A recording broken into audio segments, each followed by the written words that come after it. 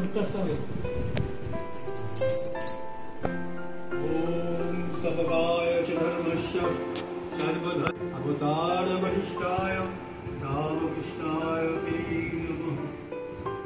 ओम जननीं शरदां देवी रामकृष्णं जगद्गुरु पादपद्मतयो श्रुत्वा प्रणमामि मुहुर्मुहुः। नमः श्री ज्योतिराजाय विवेकानंद शूराय सच्चिदानंदस्वरूपाय स्वामिने तापहाय। जय भगवान श्रीरामकृष्ण। गत परशु 24 জ্যৈষ্ঠ ইংরেজি 8ই জুন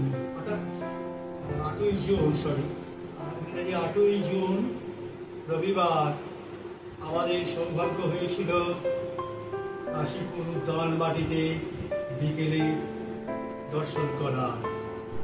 আমরা একটি অনুষ্ঠান থেকে সোজা বিকেল 4টের মধ্যে কলকাতায় ঠাকুরের অন্তর্লীলাস্থল কাশীপুর উদ্যান বাটিতে পৌঁছাই। তারপর ওখানকার সিকিউরিটি বা যারা নিরাপত্তা বাহিনী গেট খুললে আমরা নীরব হয়ে ভক্তি সহকারে সেই প্রাঙ্গণে ঢুকলাম। প্রথমেই আমাদের চোখে পড়ল সেই কল্পতরু বৃক্ষ, যে কল্পতরু বৃক্ষের সামনে ঠাকুর গিরিশকে বলেছিলেন 1886 খ্রিস্টাব্দের 1 জানুয়ারি, আরে তুমি যত লোককে তুমি যে বলে রাখো আমি এই আমি সেই, তুমি আমার কি দেখেছো, তুমি আমাকে কতটুকু জানো, কি জানো?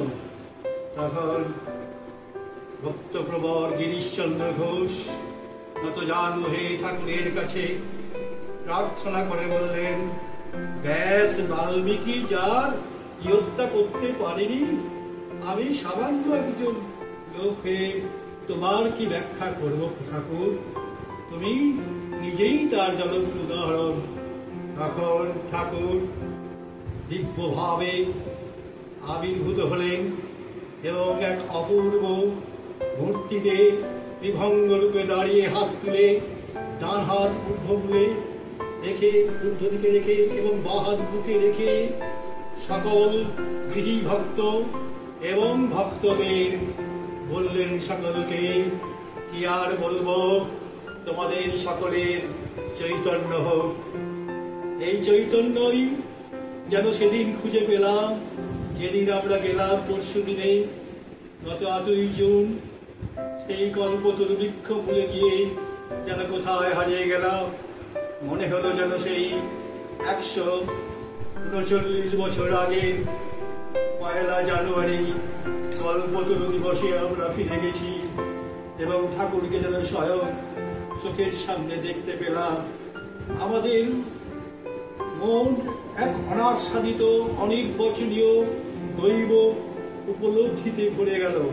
আমরা সেখানে প্রণাম করে কল্পতরু বৃক্ষে প্রণাম করে আমরা এগিয়ে গেলাম যে ঘরে ঠাকুর শেষ লীলা করেছেন এবং যে ঘরে তার এই ভবলীলা সাঙ্গ হয়েছে, সেই দোতলার ঘরে সিঁড়ি বেয়ে উঠে গেলাম এবং ঠাকুরের সেই ঘরের সামনে নতজানু হয়ে প্রথমে বসে ঠাকুরকে দর্শন করলাম। তারপর ষষ্ঠাঙ্গে প্রণাম করে আভূমি প্রণাম করে ঠাকুরের মন্ত্র দেওয়া যে জপ, সেই জপ করে এক অনাস্বাদিত এক দৈবী এক অলৌকিক পরিবেশের মধ্যে যেন নিজেকে ডুবিয়ে দিলাম এবং মনে হলো যেন আমি আর ইহজগতের মধ্যে নেই, যেন মনে হলো আমি এক দৈবী জগতে, এক স্বর্গীয় উদ্যানে, এক স্বর্গীয় পরিবেশে এসে উপস্থিত হয়েছি। তারপর আমরা সেখানে প্রণাম করি, যথাসম্ভব ঠাকুরের প্রণামী দিয়ে তারপর নিচে নেমে এসে আমরা মায়ের ঘরে গেলাম। মায়ের ঘরেও সেই একইভাবে আভূমি প্রণাম করে, ভূমিষ্ঠ প্রণাম করে আমরা সাষ্টাঙ্গ প্রণাম করে জপ করলাম। তারপর আমরা চতুর্দিক চারিপাশে ঘুরে দেখলাম, যেখানে স্বামীজির ঘর ছিল সেটি দেখলাম, অন্যান্য ভক্তরা যেখানে থাকতেন সেসব দেখলাম।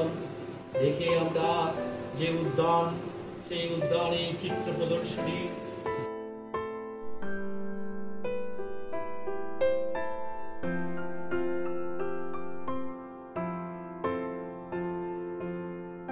আনুপূর্বিক ঘটনা, সেই ঘটনা প্রবাহ, ঠাকুরের যে লীলা, ঠাকুরের যে দৈবী লীলা, সেগুলি দেখে এবং শুনে মুগ্ধ হলাম। এগুলি দেখে আমাদের মন এক অপূর্ব আনন্দে ভরে গেল। তারপর গেলাম স্বামীজি তার গুরু ভাইদেরকে যেখানে যেই ঘরটিতে বসে, যে ঘরটিতে শিবরাত্রি পালন করতেন, সেই ঘরটিও দর্শন করলাম। যদিও সেই ঘর বন্ধ ছিল বিকেলে দেখে, তবু আমরা সেই ঘরটিকে দর্শন করে, সামনে যে পুকুরটি রয়েছে, জলাশয়টি রয়েছে সুন্দরভাবে, একটি সমান একটি চৌকো জলাশয় রয়েছে, সেই জলাশয়ে আমরা দেখলাম যেখান থেকে শিবরাত্রি জল তোলা হতো সম্ভবত। সেসব দেখে চারিদিকে আবার ভালো করে দর্শন করে, কিছু মনের ছবিতে গেঁথে দিয়ে, আর কিছু এই যে সোশ্যাল মিডিয়ার যে ছবি, সেই সোশ্যাল সামাজিক মাধ্যমে কিছু ছবি নিলাম। ঠাকুরের যেই দাঁড়িয়ে তোদের চৈতন্য হোক বলে যে চিত্রটি আঁকা আছে যে ঘরটিতে, সেই ঘরটির ছবি নিলাম এবং